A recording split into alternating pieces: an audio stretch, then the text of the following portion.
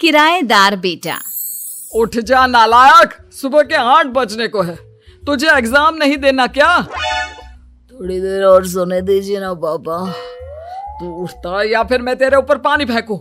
रोज गधों की तरह सोता रहता है, पेपर की कोई टेंशन ही नहीं है।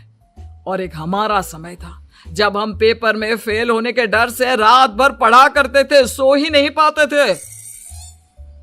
तो क्या अब आप उसका बदला मुझसे लेंगे? मैं 15 मिनट बाद उठ जाऊंगा, आप प्लीज जाइए, मुझे डिस्टर्ब मत कीजिए। इतना कहकर रौनक रजाई ढककर फिर से सो जाता है। तू ऐसा नहीं मानेगा, रुक मैं अभी पानी लेकर आता हूं। बस फिर क्या था, इतना कहकर वो भागते हुए बाथरूम में जाते हैं और पानी की एक बड़ी सी बाल्टी लाकर रौनक के ऊपर फेंक देते हैं। पानी पड़ते ही रौनक झट से उठ जाता है। ये आपने क्या किया पापा? अब तो उठेगा नहीं तो यही करना पड़ेगा ना। वैसे थैंक्स डैड, आपके कारण ना अब मुझे नहाने की भी जरूरत नहीं पड़ेगी। चलिए अब आप माँ से बोलकर मेरे कपड़े निकलवा दीजिए, तब तक मैं ब्रश कर लेता हूँ। वैसे कल ना आप एक काम और करना, नहलाने के साथ साथ मुझे ब्रश भी करवा देना। ये ब्रश करने में ना मुझे बहुत आलस आता है। रौनक की बातों से अरविंद का मुंह खुला का खुला रह जाता है। वो अपनी पत्नी कमला के पास जाता है और रौनक की हरकतों के बारे में बताता है, जिसे सुन उसकी पत्नी हंसने लगती है। तुम अपने बेटे को समझाने के बजाय हंस रही हो। रौनक बच्चा है, धीरे धीरे सुधर जाएगा, आप क्यों उसके पीछे पड़े रहते हो? अभी नहीं सुधरेगा तो कब सुधरेगा? 10वीं क्लास में है रौनक, वो अब कोई बच्चा नहीं रहा। अरविंद की इतना बोलते ही वहां रौनक भी आ जाता है।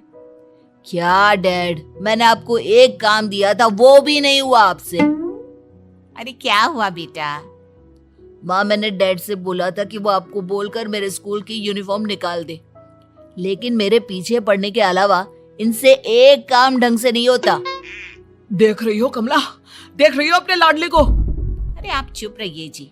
चलो बेटा, मैं तुम्हें कपड़े निकाल कर दे देती हूँ। बस ऐसे ही साल पर साल बीतते जाते हैं, लेकिन रौनक के रवैये में कोई बदलाव नहीं आता। वो पहले से भी ज्यादा आलसी और पूरी तरह अपने माता पिता पर निर्भर हो जाता है।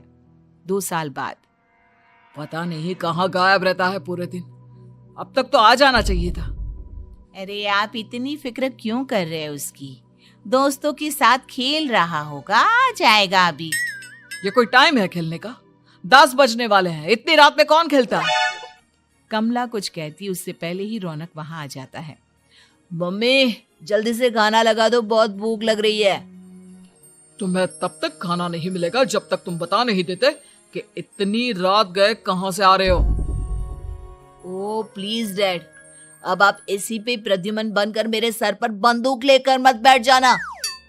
अपनी फालतू की बकवास बंद कर और बता कहां से आ रहा है। माँ अब समझाइए ना डैड को। बता देना बेटा, इनको भी तसल्ली हो जाएगी। आप बोल रही हैं तो बता देता हूँ, मैं दोस्तों के साथ मूवी देखने गया था, इसलिए देर हो गई। तो इन सब चीजों में मेरे पैसे उड़ाता है। कभी 1 रुपया कमाने के बारे में सोचा है तूने? जब देखो हवा की तरह पैसे उड़ाता रहता है। माँ अब आप इन्हें चुप करा दीजिए, वरना ना मुझे गुस्सा आ जाएगा। अच्छा क्या कर लेगा? बता ना क्या कर लेगा तू? वैसे बात तो ठीक ही है, मैं कर ही क्या सकता हूँ। पैसे तो फिर भी मैं आपसे ही मांगूंगा ना।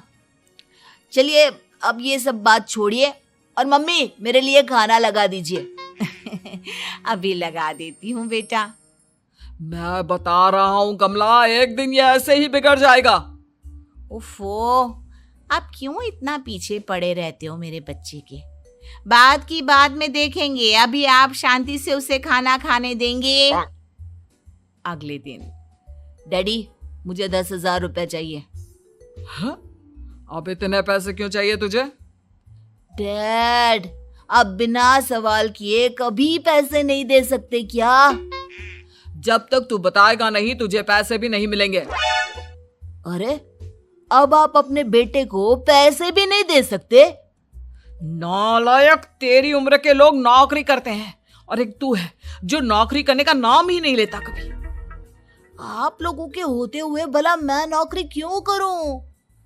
अरे हम कब तक पैसे देंगे तुझे? तुझे भी तो अपने पैरों पर खड़ा होना होगा ना। कौन सा उधार के पैरों पर खड़ा हूं? अपने ही तो पैरों पर खड़ा हूं मैं। इसी तरह रौनक दिन प्रतिदिन लापरवाह होता जाता है। उसकी लापरवाही को देखते हुए अरविंद और कमला अपने बेटे की शादी कराने का फैसला लेते हैं और 1 महीने के अंदर अंदर ही रौनक की शादी मेघा नाम की लड़की से करा देते हैं। शादी के कुछ दिन बाद, रौनक, मुझे एक अच्छी सी साड़ी चाहिए, आप ला दोगे ना? हाँ, क्यों नहीं। कितने तक की आती है साड़ी? यही करीब 5,000 तक की। तुम चिंता मत करो, मैं आज ही डैडी से पैसे मांगकर तुम्हारे लिए साड़ी ले आऊंगा। आप कब तक ऐसे ही अपने पापा से पैसे मांगते रहेंगे? कोई अच्छी सी नौकरी क्यों नहीं कर लेते आप? अरे डैड के होते हुए मुझे नौकरी करने की जरूरत ही क्या है? पर आप ऐसे कब तक उनसे पैसे मांगते रहेंगे? कुछ आपको अपने दम पर भी तो करना होगा ना। अब तुम भी बाकी लोगों की तरह मुझे ज्ञान देना शुरू मत कर देना। साड़ी चाहिए ना तुम्हें, मिल जाएगी बस। इतना कहकर रौनक अपने पिता से पैसे मांगने चला जाता है। डैडी, मुझे 5,000 रुपया चाहिए। अब 5,000 क्यों चाहिए तुझे? वो मेघा को साड़ी चाहिए थी। अरविंद आगे बिना कुछ कहे चुपचाप उसे पैसे निकाल कर दे देता है। कुछ दिन बाद, तुम्हें नहीं लगता कमला, रौनक हम पर पहले से भी ज्यादा डिपेंड हो गया है? मुझे तो अब उसके भविष्य की चिंता होने लगी है। कल को हमें कुछ हो गया तो वो क्या करेगा? काश तुमने पहले ये सोच लिया होता तो आज हमारा बेटा इतना लापरवाह नहीं होता। तब मुझे कहाँ पता था कि मेरा लाड प्यार उसे इतना बिगाड़ देगा कि वो इस हद तक लापरवाह बन जाएगा। कोई बात नहीं, अभी भी देर नहीं हुई। मुझे पता है उसे कैसे सुधारा जा सकता है। कैसे? अरविंद कुछ कहता उससे पहले रौनक वहां आ जाता है और पैसों के लिए हाथ फैलाने लगता है। डैड, मैं और मेघा बाहर घूमने जाना चाहते हैं। अरे वाह, ये आज सूरज कहाँ से निकला है? Dad please. अच्छा चलो अब मुद्दे की बात करो। मुझे अब 25,000 चाहिए। अब तुम्हें 1 रुपया भी नहीं मिलने वाला। अगर तुम्हें पैसों की इतनी ही जरूरत है तो कोई ढंग की नौकरी कर लो। मम्मी, आप कुछ कहिए ना डैड को। बेटा, वो गलत क्या बोल रहे हैं? ये सब हम तेरे भले के लिए ही तो कर रहे हैं। मम्मा, मैंने बताया ना आपको, मुझे नहीं करनी कोई जॉब वॉब। तो ठीक है, निकल जाओ हमारे घर से। तुम्हारे जैसे लोगों के लिए मैंने ये घर खड़ा नहीं किया है। जितना ये घर आपका है ना, उतना ही मेरा भी है। मैं कहीं नहीं जाने वाला। जाना तो पड़ेगा ही तुझे, क्योंकि अब मैं तेरा कोई भी खर्चा नहीं उठाने वाला। ठीक है, मत उठाइए मेरा खर्चा, मैं अपने दम पर भी जी सकता हूँ। तो बेशर्मों की तरह अब तक यहाँ क्यों खड़ा है? अपना सामान ले और निकल जाए यहाँ से। रौनक पैर पटकते हुए वहां से चला जाता है। घर से निकालना जरूरी है क्या उसे? बिना पैसों के कौन रखेगा उसे किराए पर? अगर उसका भविष्य सुधारना है तो हमें अपने दिल पर पत्थर रखकर ये कदम उठाना ही होगा। दोनों बात कर रहे होते हैं कि रौनक अपनी पत्नी के साथ एक बड़ा सा बैग लेकर घर से निकल जाता है, लेकिन घर से बाहर उसे कोई भी मुफ्त में अपने घर किराए पर नहीं रखता। अंत में थक हार कर वो फिर से अपने घर चला जाता है। क्या हुआ? थोड़ी देर पहले तो दहाड़ते हुए घर से निकला था, अब क्या हुआ? नहीं रखा ना किसी ने तुझे किराए पर? डैड प्लीज, मैं कुछ दिनों में कोई अच्छी सी नौकरी शुरू कर दूंगा। आप तब तक तो हमें रख लीजिए प्लीज। सुबह से रात हो चुकी है लेकिन कोई हमें रखने को राजी नहीं है। अब आप ही बताइए, इतनी रात को मैं मेघा को लेकर कहाँ जाऊंगा? ठीक है, बहू की वजह से मैं तुझे घर पर रख रहा हूँ, लेकिन तू इस घर में एक बेटे की नहीं बल्कि एक किराएदार की हैसियत से रहेगा। 3 महीने हैं तेरे पास। इन 3 महीनों के अंदर अंदर मुझे तेरी पहली तनख्वाह हाथ में चाहिए, समझ गया? पक्का डैड, इन 3 महीनों के अंदर अंदर तो कोई बढ़िया सी नौकरी ढूंढ ही लूंगा मैं। ऐसे ही धीरे धीरे समय बीतने लगता है और अरविंद के दिए 3 महीनों में से 2 महीने बीत चुके होते हैं। पापा जी ने हमें 3 महीने दिए थे, जिसमें से 2 महीने तो बीत चुके हैं। अब ये आखिरी महीना बचा है। अरे तुम चिंता मत करो, आज मेरा ना 2 जगह इंटरव्यू है, दोनों में से कहीं ना कहीं तो जॉब लग ही जाएगी। अच्छा, all the best. Raunak interview के लिए निकल जाता है, जिसके बाद शाम में रौनक घर आता है। कैसा गया इंटरव्यू? आपकी नौकरी लगी या नहीं? अरे पहले सांस तो ले लेने दो अच्छे से। बताइए ना, मुझसे तो जरा भी इंतजार नहीं हो रहा है। वो दरअसल बात यह है कि मेरी नौकरी तो लग चुकी है, लेकिन पैसे बहुत कम है। कितने पैसे हैं? 15,000। इतने में अरविंद और कमला मिठाई का डिब्बा लेकर आ जाते हैं। बधाई हो बेटा। हम जानते थे तेरी जॉब जरूर लगेगी। लेकिन मेरी सैलरी बहुत कम है मम्मा।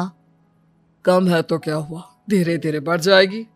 हाँ बेटा, हम तो बस चाहते थे कि तू अपने पैरों पर खड़ा हो जाए। मतलब अब आप मुझे घर से नहीं निकालेंगे? नहीं, ये सब हमने तुझे जिम्मेदार इंसान बनाने के लिए किया था। Thank you mummy papa. अगर आप दोनों ऐसा नहीं करते तो मुझे कभी अपनी जिम्मेदारियों का एहसास तक नहीं होता। आज आपने मुझे सिखा दिया कि इंसान का अपने पैरों पर खड़ा होना भी जरूरी होता है। इतना कहकर रौनक झट से अपने माता पिता के गले लग जाता है और अपनी कमाई की पहली तनख्वाह वो अपने माता पिता के हाथ में सौंपता है। इस तरह रौनक एक गैर जिम्मेदार व्यक्ति से एक जिम्मेदार व्यक्ति बन जाता है।